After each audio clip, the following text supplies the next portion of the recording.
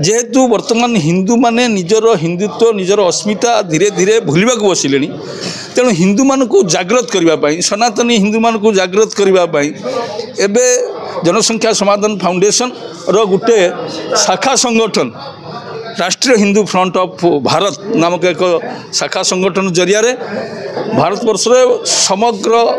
जगार हिंदू मान को एकत्रित करने प्रत्येक मंगलवार दिन मंदिर को अणा जाई हनुमान चालीसा पाठ एवं हनुमान चालीसा पाठ पर हिंदू मानकर एक्जाक्टली कौन समस्या अच्छी निज अंचल एवं ताकू आगामी दिन में अन्य जो गोष्ठी अच्छी जो संप्रदाय अच्छी से जमी भारतवर्ष में विभिन्न जगार व्यापक भाव में हिंदू मानकर शोभा यात्रा हो हिंदू मानकर मंदिर हो हिंदू मानकर ठाकुर ठाकुराणी हूँ हिंदू मानकर ठाकुर ठाकुराणी को आक्षेप करवा हो जो भाया भाव में कांड भिई चलती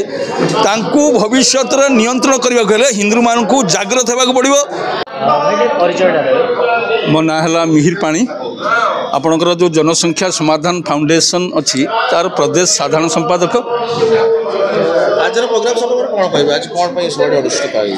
जनसंख्या समाधान फाउंडेशन ओडिशा प्रदेश समग्र भारतवर्ष में 11 वर्ष धरी काम करुच्ची। जनसंख्या समाधान फाउंडेशन रो मुख्य लक्ष्य थिला भारतवर्ष में जो भाया जनसंख्या हु होगी बढ़ुची एवं तार कौन नियंत्रण नहीं एवं गोटे पर्टिकुलर संप्रदाय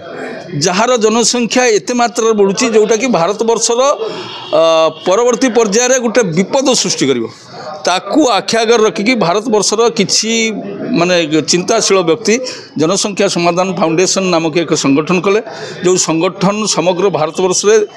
विभिन्न प्रदेश रे प्रदेश संगठन करिकी भारतवर्ष में गोटे सशक्त जनसंख्या नियंत्रण आईन सरकार पारित करंतु सही संपर्क में गोटे आंदोलन विगत 10-11 वर्ष धरिकी जारी रखी एबे जेहेतु जनसंख्या समाधान फाउंडेशन ये जो मूल दाबी गोटे दाबी मूल दाबी भारत सरकार वर्तमान सुधा संसद में पारित करि पारु नाहंती संगठन वर्ष सारा क्रमागत कार्यक्रम जारी रखा जेहेतु वर्तमान हिंदू माने निजर हिंदुत्व निजर अस्मिता धीरे धीरे भूलवा बसिले तेणु हिंदू मान को जागृत करने सनातनी हिंदू मान को जागृत करने एबे जनसंख्या समाधान फाउंडेशन रो गुटे शाखा संगठन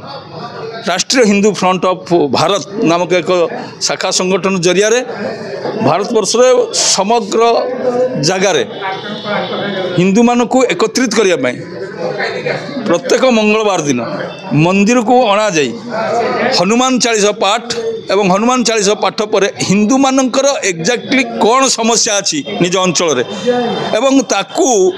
आगामी दिन में अन्य जो गोष्ठी अच्छी जो संप्रदाय अच्छी से जमी भारतवर्ष में विभिन्न जगार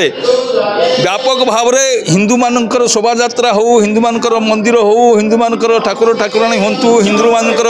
ठाकुर ठाकुराणी को आक्षेप करवा हो जो भाया भाव में कांड भिई चलती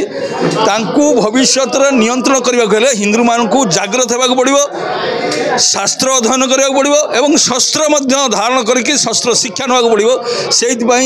राष्ट्रीय हिंदू फ्रंट ना जनसंख्या समाधान फाउंडेशन एक भिन्न संगठन करके वर्तमान समग्र भारतवर्ष में प्रथम पर्यायर